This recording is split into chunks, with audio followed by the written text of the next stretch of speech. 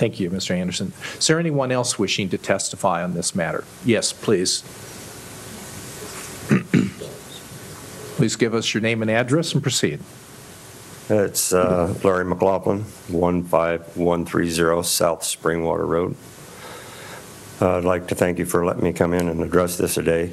If I may, right at the beginning here, I believe, is it not?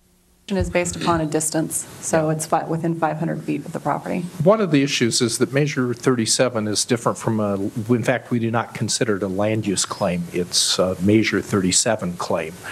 And actually, it provides for no requirements of notice of anyone. This board felt that that was inappropriate.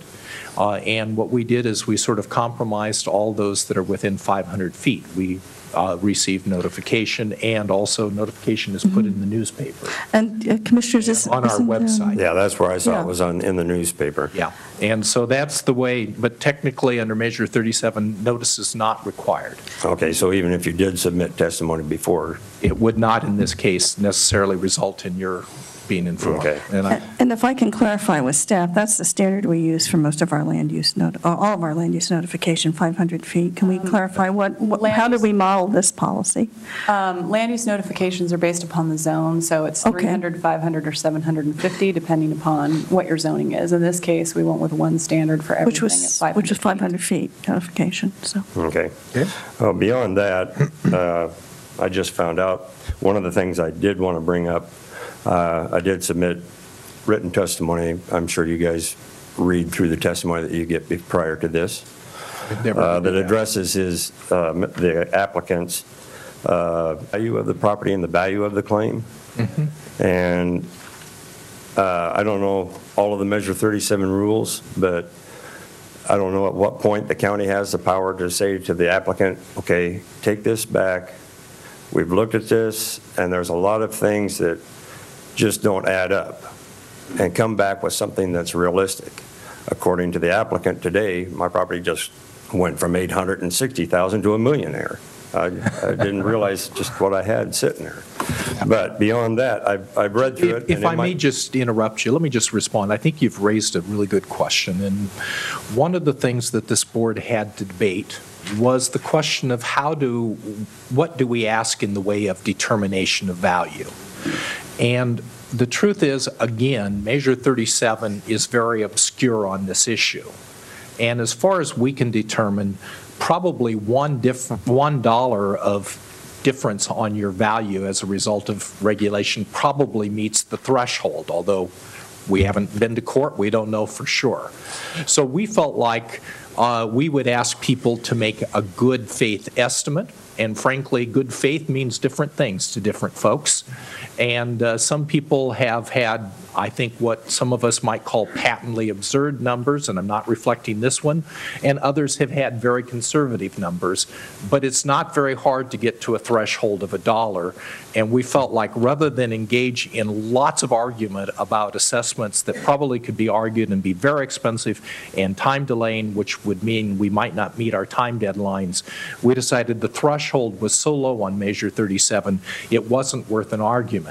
However, I think people should be very dubious of the amounts that are claimed because I think some are exceedingly high, some are exceedingly low, and frankly, we don't, when you have issues like transferability that are not yet determined and some of these other matters, I think it's very hard to figure out what would be an actual dollar value.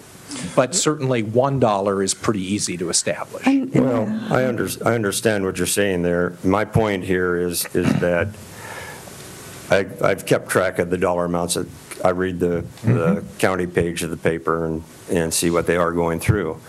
What concerns me here is that a lot of information has been used to validate this claim, and part of the Measure 37 is you will let me develop, or you will pay me the difference. Exactly. So we have somebody standing there with a big club. But if you look through the claimant's application, this big club is a styrofoam pillow. There's nothing to back it up. And I've written down in my deal, prior testimony, that what he used for criteria does not apply And the things that what he's saying is, let's waive these development standards along with the other codes. But the price and the value that he places on his property and what it would be worth would be with those very codes that he's saying, let's erase. So right there, I mean, you can't buy a neon, or I mean, I'm not going to sell you a neon at Cadillac Escalade prices. It ain't going to happen. Yep. And that's what we're being asked to do. Furthermore, maybe this one is worth the county to fight on, because granted, 20 million or whatever it is he's saying it's worth now is quite a chunk of change. But what will the county have to pay to serve them lots? You start adding up 13 miles of road, a bridge, a couple more schools. Of course, that's the school district's issue, not yours. But it's going to be cheaper, maybe, in the long run, to fight it than it will be to build all the infrastructure to approve it. We were under the Metro looked at us to include us into the Metro urban growth boundaries 2 years ago and decided there is not enough public services to warrant doing that at this time. So I think those are all things that need to be added into this. Like I said, under the technical, just as far as who owned it, all that other business, yeah, he qualifies. But I think the big club here needs to be looked at, and maybe the applicant needs to come back with a realistic application that is not straight from the National Enquirer. Okay, thank you. Again, I wanted to comment, thank you for pointing out the collateral damage, all of the things you've mentioned. There's some of the issues that we have some serious concern over, the infrastructure cost. How do you serve that many houses?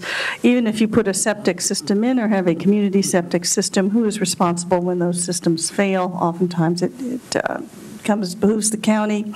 At this point in time, the evaluation burden rests on our staff in many ways to do the analysis, at least to come up with some kind of a figure, or if not a figure, at least to say based on current costs and current standards that there seems to be a loss in value. The other question of this is we're waving back to periods of time. Pick a year, 1966, 1972. One of the valuation questions that have bubbled up, then why aren't we valuing at the year that the regulation came into place? Because indeed, perhaps you might find that there isn't a significant loss of value.